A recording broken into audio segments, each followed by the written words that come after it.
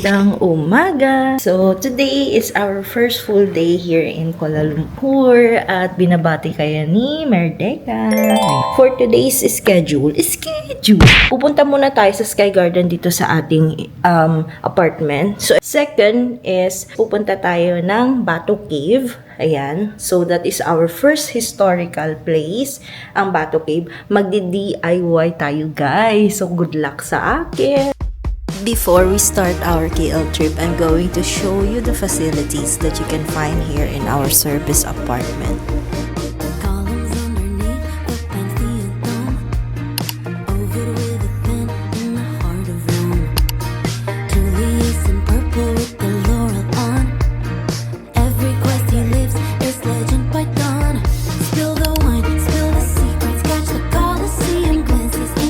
This is the perks of me having my time, huh?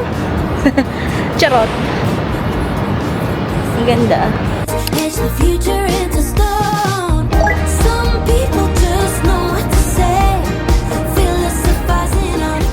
Wala pa tayong kain. Ano na kagad? Mamaya sa Bato Cave, mas madami na naman yan. Feeling ko mababaliw tayo doon. Ewan ko kung mag-i-stairs tayo. So, kailangan natin kumain ng marami. Kami na ang taas niya. What if? Ayun nakikita nyo guys doon, no? Yun, no? Yun. Yung pinakadulo doon. Yun. Basta yun. Yung nakaangat. Ano siya? Skywalk siya. So, kung pupunta tayo ng Merdeka, pwede mo siya makita from below. So, guys, super delay na tayo. Like, mag-11 na. Kasi may nangyari. So, eto kasi, South area. South Suites yan. South Suites. So, napunta ako sa North. Diba galing ako sa swimming pool kanina. So, hindi ko alam bakit ako napunta sa North. What? Tap ako ng tap sa elevator kasi nga babalik ako sa room, sabi ko. Ay, mamaya na guys. Ayan, wala pala. Ako lang pala. Sige, tap natin Ayan! Nag-11th floor na siya. Char. Hindi, kasi ganito ay nangyari. Nasa north na pala ako. Hindi ko alam na nasa north ako, guys. As in, wala akong idea. So, tap ako ng tap. Hindi siya nagtatap. Tapos, buti na lang yung kasabayan ko. Galit. Sorry. Ayan, yung kasabayan ko. Tinignan niya yung card key ko. Sabi niya, you're in the north. Go to south. Tapos, iniwan ako sa third floor ni. Bakit naman ganun? Tapos hindi pa rin ako makalabas ni. So, ang nangyari, naghintay talaga ako sa, wait lang guys, sa may ground. Kasi nga hindi rin mabuksan yung mismong gate nila. So, na-stress ang person. Buti na contact ko sila sa WhatsApp. So, kaya pala tinatanong niya kung nasaan ka, nasa north ka ba or nasa south. So, ang thinking ko, nasa south ako. Bakit? Weather check. Mainit. So, may mall pala dito. Ang lamig ng mall. Yung mall lang. At first, medyo hesitant talaga ako mag-commute sa trip na to. Bukod sa konti lang yung commuting guides na nakita ko online about KL, kailangan ko pang intindihin kung paano gumagana yung train lines nila. Surprisingly, mas madali pala siya kaysa sa ina-expect ko. Similar sa Taiwan, and sobrang efficient ng public transportation nila.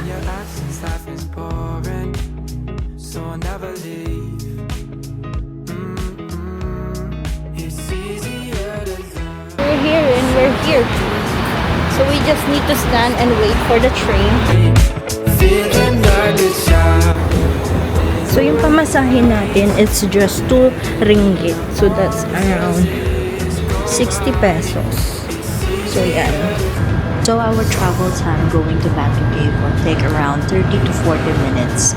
This train is a little bit old than the other trains I tried here. There's nothing like the way that you adore me. I can feel love from miles away. Yes. Maraming mga monkeys. And I'm afraid. Hindi naman sila kumukuha ng something, diba? Huwag lang natin siguro silang pansin. Look at that monkey.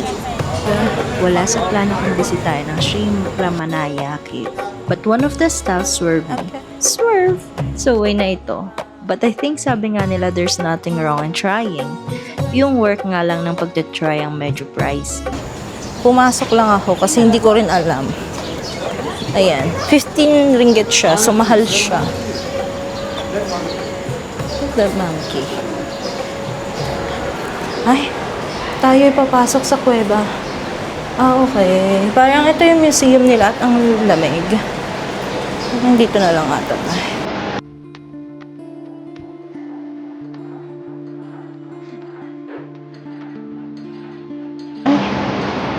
Ayoko naman, baka mabalita ako sa TV Patrol at papasukin ko yun. Inside the cave, we discovered that this isn't just a natural attraction, but it's also retelling me na the Ramayana, an ancient Hindu epic brought to life through these colorful sculptures inside the cave. Aakalain mo sa una na man-made ito dahil sa mga pailaw nila, but this is a natural limestone cave.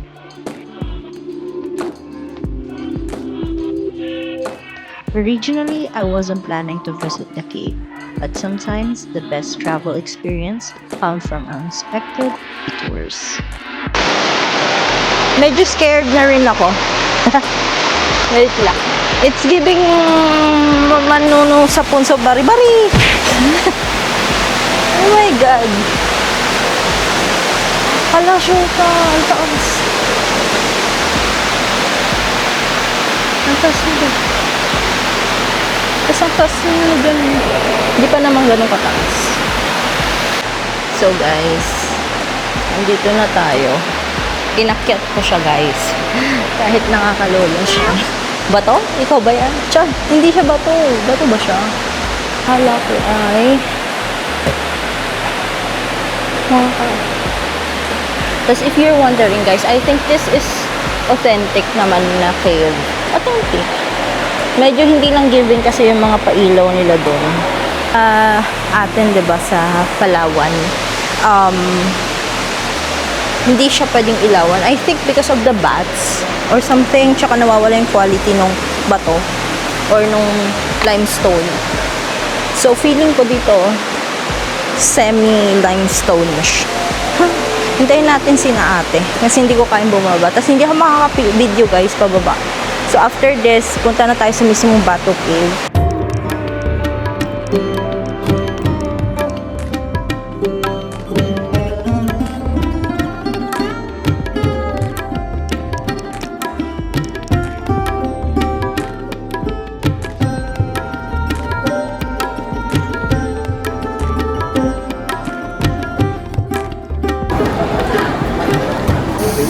Guys, hindi ko na kaya yung heat.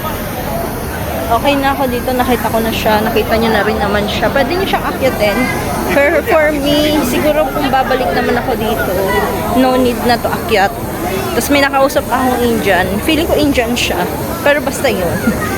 Nang judge. Hindi kami nagkakaintindihan te. Pero okay lang. Ay, ang daming mga kalapats.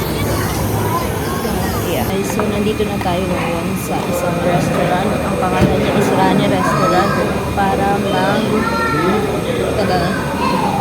isa siyang Indian restaurant. And FYI, wala tayong baon. Alam mo na. LC Flora. So, good luck. Pero may baon naman tayong Lopera May. Feeling ko naman malinis naman siya, guys. Pero dito kasi marami talagang Indian. Kasi nga, Hinduism ang Bato Cave, diba? Symbolizes Hinduism na religion nila.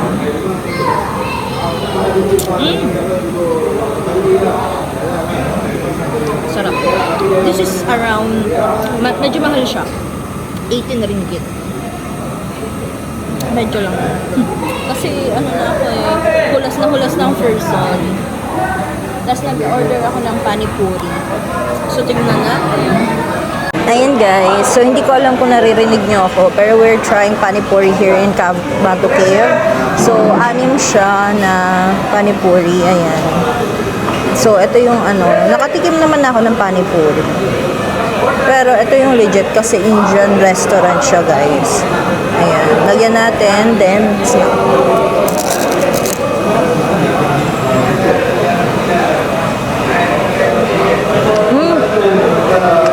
guys, masarap siya.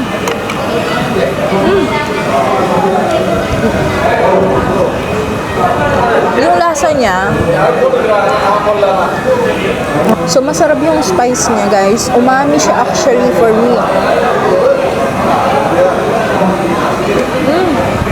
Hindi siya acquired taste. Kasi may mga food, di ba, na acquired taste. Hindi siya acquired taste.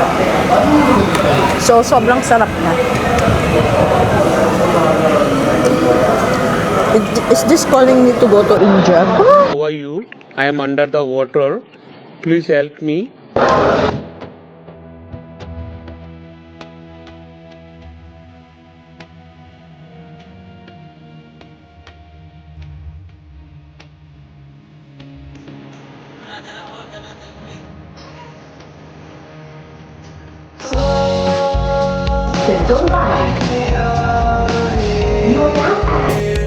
Free me from this cage. I wanna be close to you.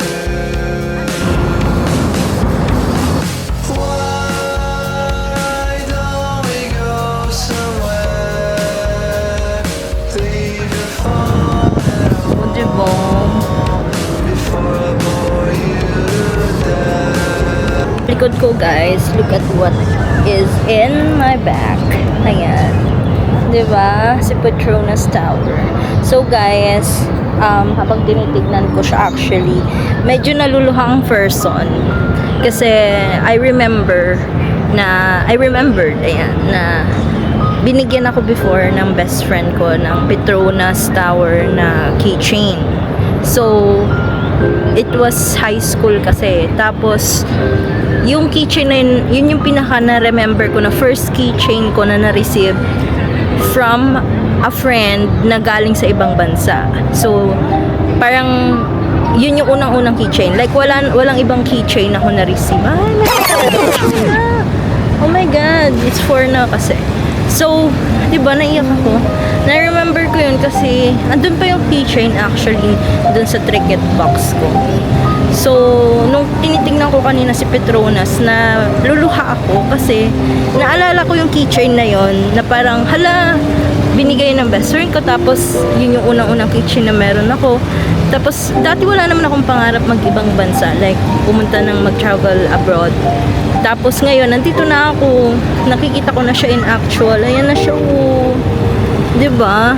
So, guys, if you dream about it, don't give up. Ha? Anong klaseng ano yun? Ayan, may pa-fountain na sila. Yan. Yan ay mapa-fountain. Ruby shoes, rosy cheeks, skipping down Linden Street. Here's the bird sings along, joining in their morning song. Big ideas, little hands, dreaming up mighty plans. Waves hello to the sun, a new adventure has begun. There's pirates and princes and crocodile caves, and skies full of ships that the starlight engraves. I lay in my bed and I think of that girl. She held in her world. If she saw us now, I wish I'd make her. Change of mind, gaya ng pag-change ko dito sa aking damit. Ayan. So, pwede ko mas okay na siya. So, diretso na tayo sa KKV sa malapit sa Halan Alor. So, sakto doon na lang din tayo kakain. Alam ko medyo busy doon and mas pinili ko doon kasi feeling ko mas maraming choices. Dito sa Uncle Sam, pwede naman tayo diyan tomorrow. Marami pa naman tayong time. So, ayun, dito na yung grab ko. So, baba na ako para Tapos, ito na lang yung gamitin ko. Kasi nga, ano yun, parang food street siya. Okay. Hey guys, nandito na tayo ngayon sa KKV.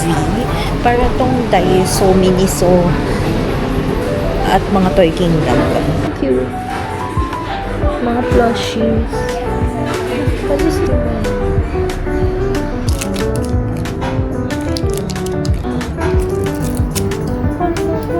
So cute.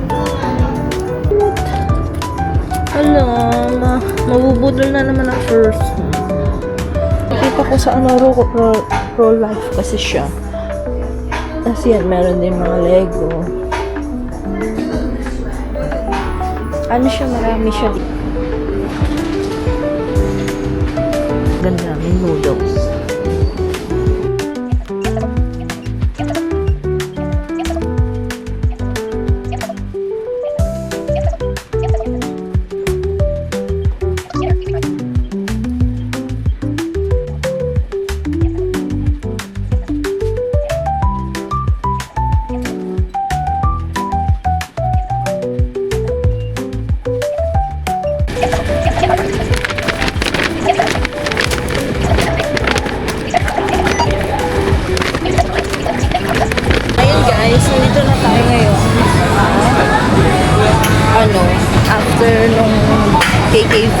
Tapos 800 tayo total in 10 pieces.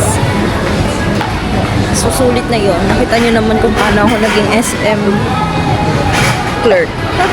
Cashier. Aliw na ako pag ganun. Ayun guys, may makikita agad kayo dito mga ganyan. Kakain na tayo. Let's go. May mga nagkakanta.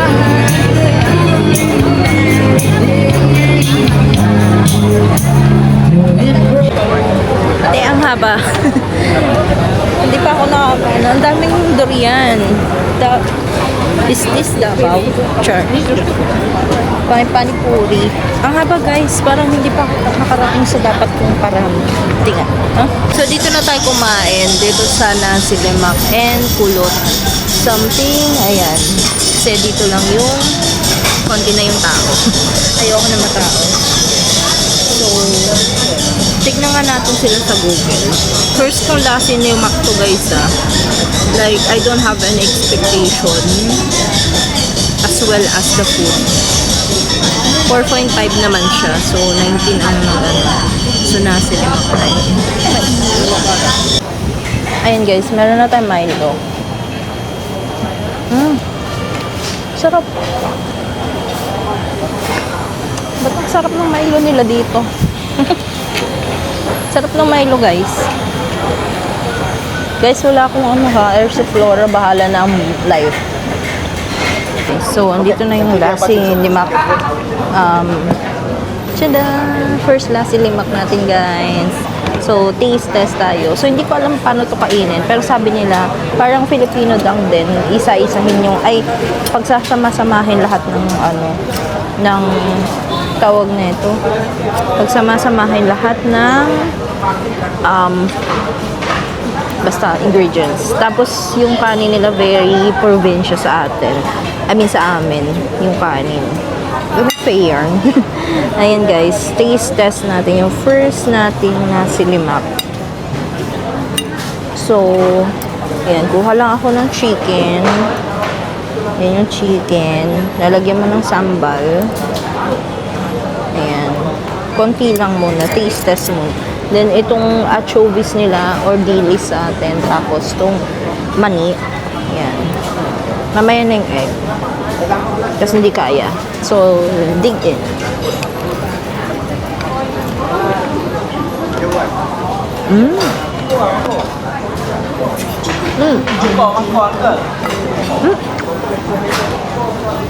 Ang sarap ng chicken. Ang crispy niya guys. Gusto ko siya. Pero yung sambal nila. Oh, I love the sambal. Now I get it. First time ko kumain ng sambal.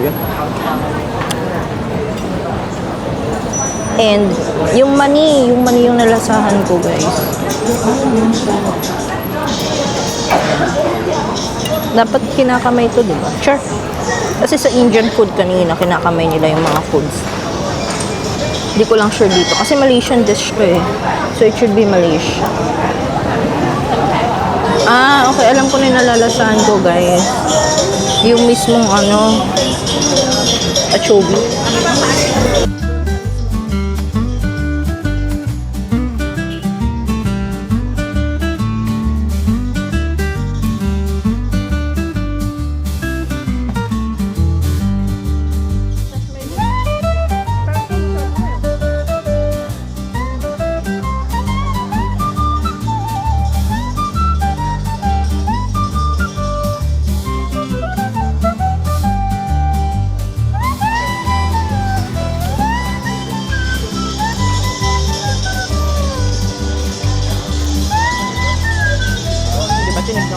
Ayan, naglalakad ako papunta dun sa Kunapa Finger na yan. Malapit lang naman siya pero pataas kasi ay, napagod ako.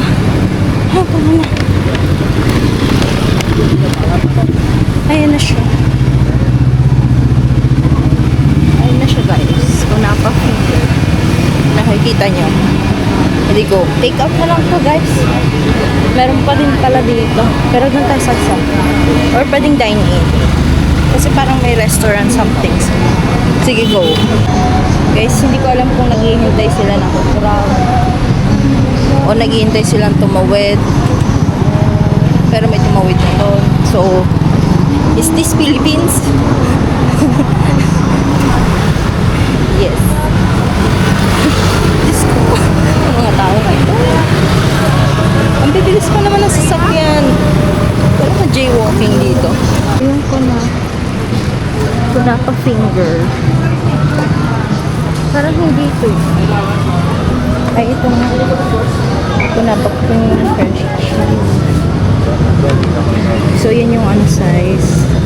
Ayun kunapa cheese. Di ba nakakaumay yan?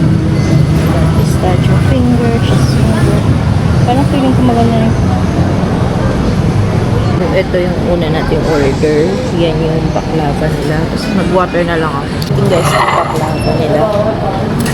So, ito siya, maliit lang siya. This is for 111. So, let's try.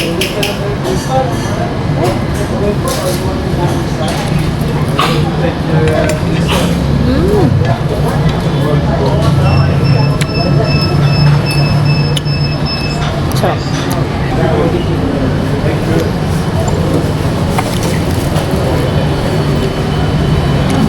Before coming here, I thought Kuala Lumpur was just another big city in Southeast Asia. But after spending just one day exploring it, I realized it's a city where different cultures, traditions, and everyday life come together in ways I didn't expect. And this is one of the beginning. So I'll see you in my next episode. Bye!